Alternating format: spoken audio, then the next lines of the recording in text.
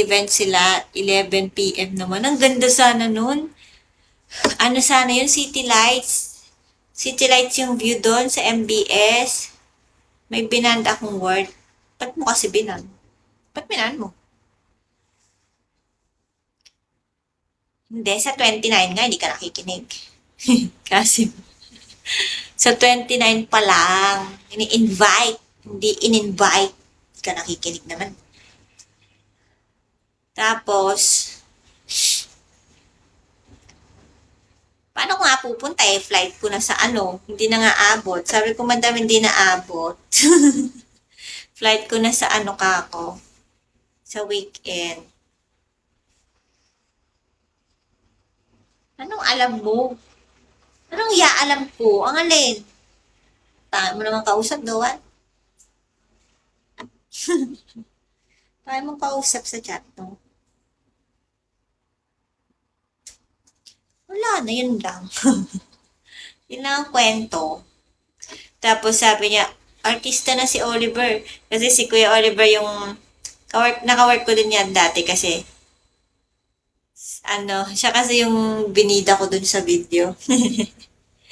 Ang galing nga nung pagkakuha ko ng video eh. Ang galing pagka-edit ko.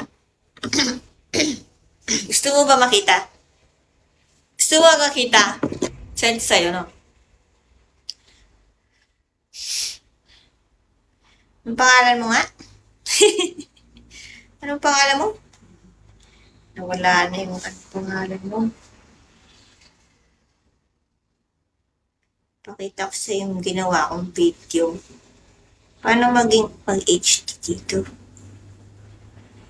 Ba't walang HD? Ayun, HD. Tignan mo, ang galing ko mag-edit.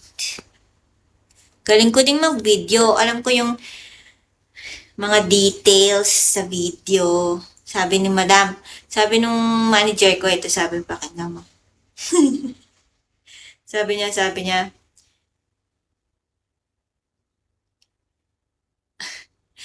niya, edi sinend ko yung video, natapos ko kapon. Sabi niya kasi, salamat sa time, really appreciate. Bawi na lang mi next time ha. Sabi niya kahapon. Tapos sinend ko na yung video sa kanya kagabi. Tapos sabi niya, super ganda. Tapos, nilike ko lang. Ay, hindi ko pa pala nireplyan yan. Tapos sabi niya kanina umaga, Madam, good morning. Nakapost na malapit na maging artista si Oliver, sabi niya. Tapos, good morning, madam. Sabi ko, okay lang po ba yung video? Sabi niya, ay, professional talaga eh, sabi. Legit na content creator ka pala. Sorry at na maliit pa kita before, sabi niya. lagi kasi kami nagbibiroan nito ni madam. Matandang dalaga kasi to. Ano din, Pinay. Pero matandang dalaga, pag hanap po nga sa jowa eh. Ayaw kaya ni Baso. Ayaw kaya ni Baso kay madam. Mukhang bata pa nga itsura ni madam eh. Sabi, 50 na kasi siya. Pero sabi ko, madam, mukha ka lang 38. Ang sexy pa niya. Kasing katawan ko lang siya, tas sexy pa siya. Tapos sabi ko, ha, madam, ha. Puro kang tawa eh. Tapos sabi niya, yes, kasi may ugali ka. Yes, kasi may ugali ka at gusto ko mamit nanay mo para sumbong kita. Remember, sabi niya. This year sana, pero di natuloy. Sa 2027, punta na kita sa bahay mo, sabi niya. Lagi kasi ko sinasabihan ni madam na may attitude daw ako. Lagi niya kasi sinasabihan may attitude daw ako, sabi niya. Hindi, di ba kasi mataray ako? Pero hindi sa work, masipag ako sa work, kaya nga gusto niya ako eh. Pero kasi pag kunwari may mga guests na nag-attitude, pero hindi ako nag-attitude sa kanila in front. Pag sa kanila, sa ay madam lang. Sabi ko, sige madam, visit ka sa amin, madam, pag umuwi ka, Pinas ka. Yeah, sabi niya, sa November 29, invite ulit kita sana. 10 to 11:30 PM, may silent disco. Pasuyo may ulit ng video. Sabi niya, ay madam, uwi na po ako eh, sabi ko. Okay, salamat sabi niya. Artista na si Oliver, sabi na naman niya kanina. Madami po ba comments? Sabi ko, almost 2K views niya. Almost 2K views na, sabi niya. Wow, sabi ko. So, pero okay na kahit 1K views. Oh, pero okay na kahit 1K views, okay na. Ito nga, 2K views. Diba? So, yung naka-view sa lahat ng mga taga-MBS. Nakita mo ba? Napanood mo? Galing ka na.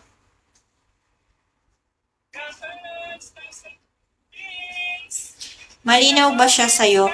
Nung sa kanila, malabo na siyang in-upload nila.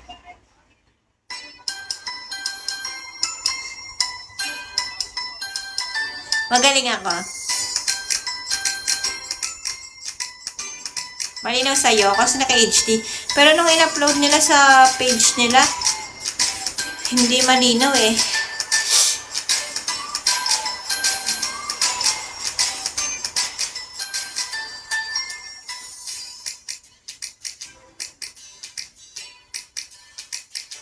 Galing na. Magaling ba pagka-edit ko?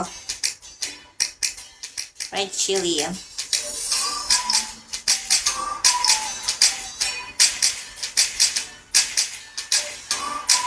Artista na si Kuya Oliver eh. Oh. Pinokus ko siya eh.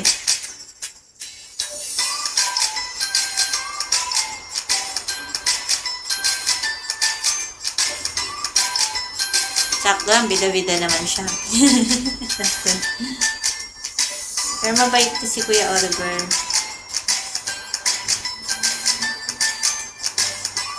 I-help ka niya talaga.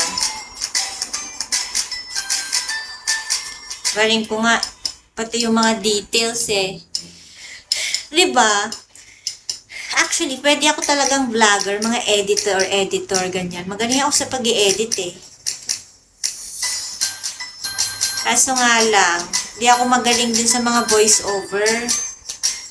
Hello guys! Andito tayo ngayon sa IG. Ako marunong sa ganun.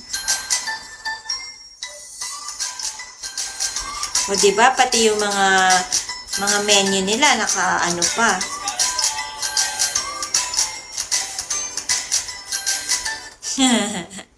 Galing ka na.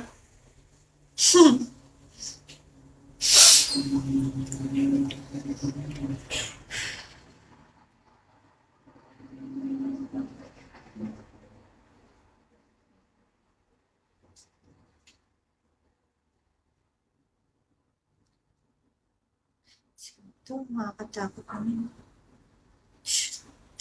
Lumuntos na.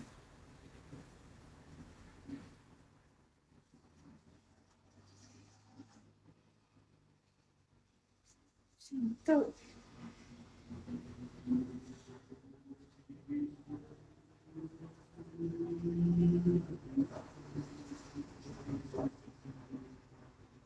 Ayan, na-distract na naman si girl.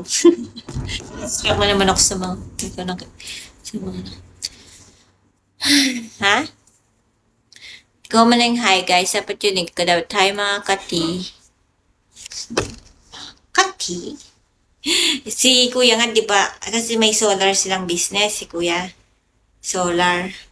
Tapos yung pinapanood niya, tubig naman, nagbebenta ng mga, nagbebenta ng tubig, yung pang distill ng tubig, yung pinapanood niya. So, yung pinapanood niya, sabi niya, hello mga katubig, sabi niya. Tapos, dapat kuya ko mag-ano ka na din ka, sabihin mo, hello mga kaaraw. Pero grabe, ang laki na ng ano ngayon sa FB. Sa mga reels, ang laki pala ng, ay, may ano palang kumita doon. Ipa-private, ay i-delete ko na lahat ng mga details ko doon. Tapos gagawin ko, mag-upload ako ng kahit ano-anong video para sa Reels. Para ma-monetize yung ano ko. Para ma-monetize yung FB ko. Sayang yung followers ko doon eh. Pinabayaan ko. Hindi kasi talaga ako ano eh. Tignan mo, yung mga estudyante ko, ang dami ng mga vloggers sa mga estudyante ko eh. Puro sikat na sila ngayon, ang dami na silang mga followers. So kasi hindi talaga ako ano sa ganun eh. Gusto kasi private life. No. Low-key.